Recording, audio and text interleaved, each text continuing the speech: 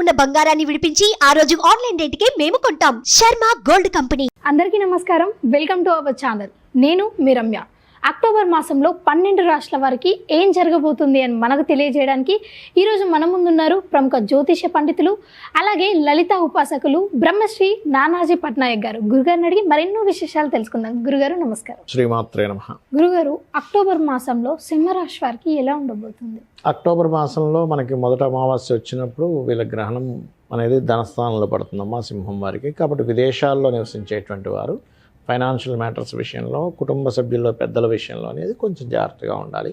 అయితే రాస్యాధిపతి ఎప్పుడైతే 2వ స్థానంలో ఉంటాడో పర్టికులర్గా కొంచెం అది కూడా కొంత ఎప్పుడైతే మీకు కన్యా అంటే సింహం నుంచి 2వ స్థానం కన్య అయింది కాబట్టి దీని ప్రభావం ఎలా ఉంటుంది ఏమిటి అంటే వీళ్ళు కొంచెం మనీ రిలేటెడ్ సంబంధించినటువంటి విషయంలో కొంత చూసుకోవాలి కొన్ని విషయాల్లో. అంటే అలాగా అంటే తొందరపడి ఎవరికి కుటుంబ సభ్యుల ద్వారా తెలిసిన వాళ్ళకి అప్పులు ఇవ్వడం లాంటివి చేయకూడదు, గుర్తుపెట్టుకోండి.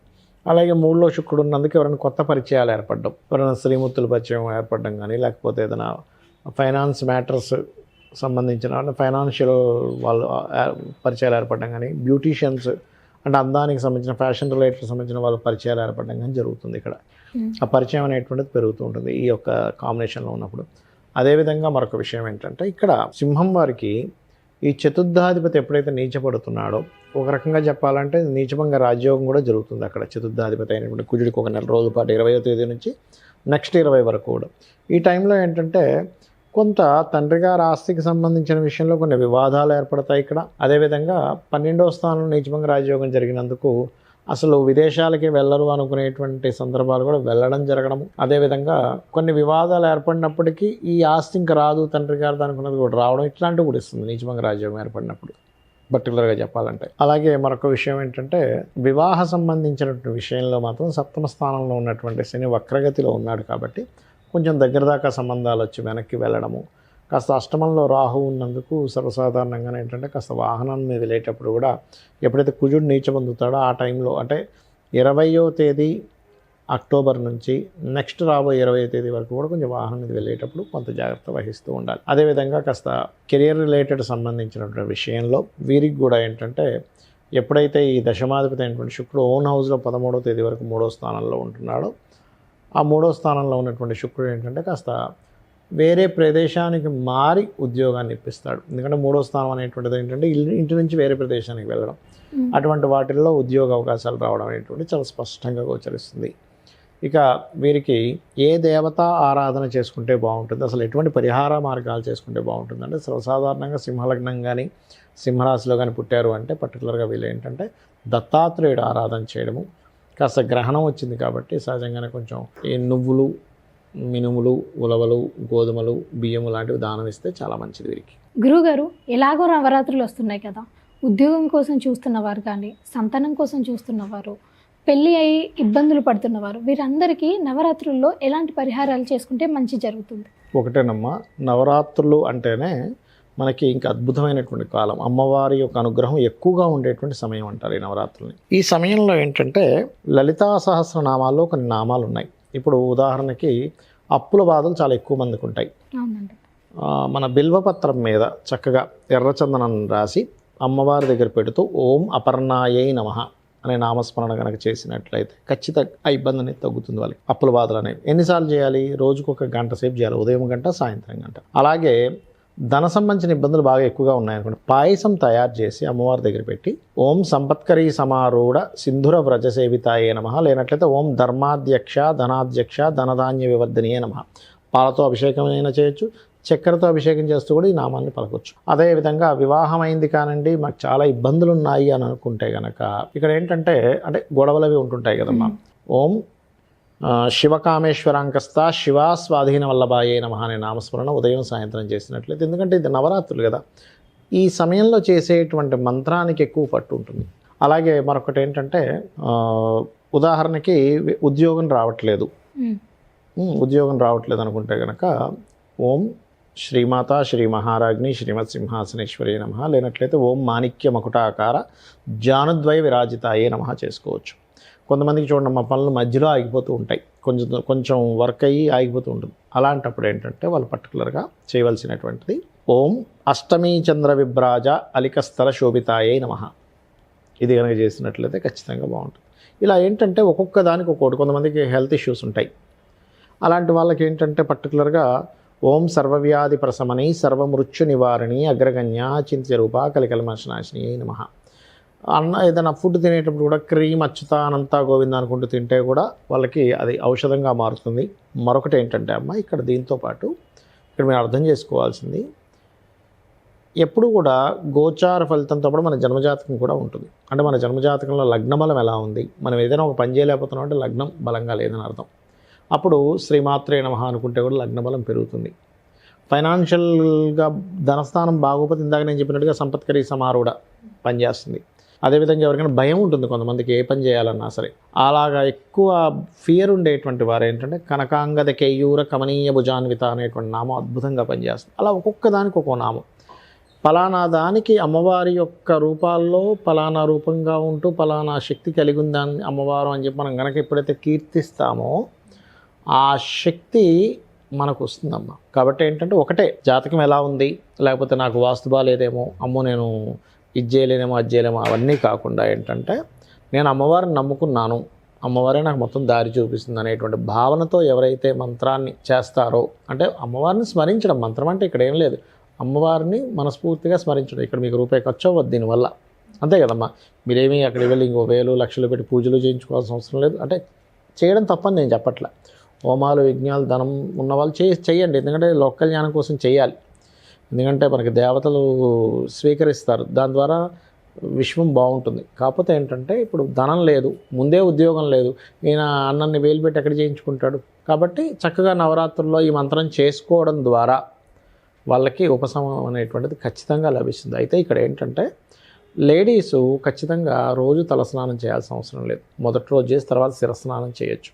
జెంట్స్ మాత్రం నిత్యము తలస్నానం చేయమని చెప్పారు. వస్త్రం ఖచ్చితంగా ఉండాలి స్నానం చేసేటప్పుడు. ఎందుకంటే మనం ఏమనుకుంటామంటే పూజ చేస్తున్నాం, మంత్రం చేస్తున్నాం, ఫలితం రావట్లేదు అంటే వస్త్రం లేకుండా చేస్తారు, దానివల్ల ఫలితం రాదు.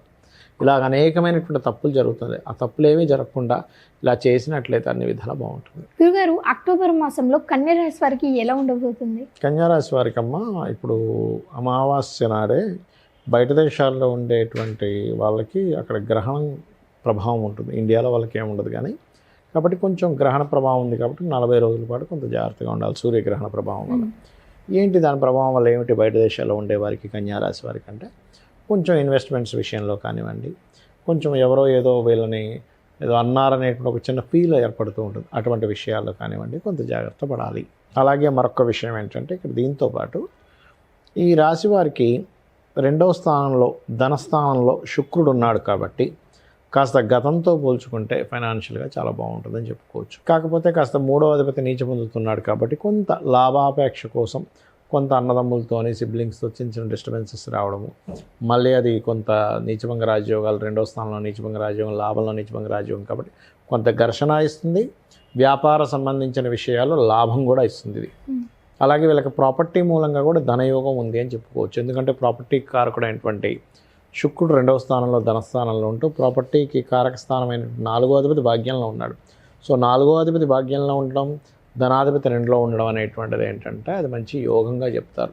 అంటే ఏదైనా ప్రాపర్టీ మీద డబ్బులు రావాలి, వాహనం మీద డబ్బులు రావాలి, నగల మీద డబ్బులు రావాలి, ఇట్లాంటివి వస్తాయన్నమాట వీళ్ళకి ఈసారి. అలాగే శని ఎప్పుడైతే పంచమ స్థానంలో వక్రించున్నాడో కొంచెం కుజుడు దృష్టి కూడా దాని మీద పడుతుంది కాబట్టి సంతానం కోసం, అంటే సంతానం మూలంగా సంతానము, ఫ్రెండ్స్, ప్రేమ వ్యవహారాలు వీటి వల్ల కొంత స్ట్రెస్ ఉంటుంది. కాకపోతే అప్పు తీర్చడం కూడా జరుగుతుంది శని వక్రించడం వల్ల, అందులో ఎటువంటి సందేహం లేదు.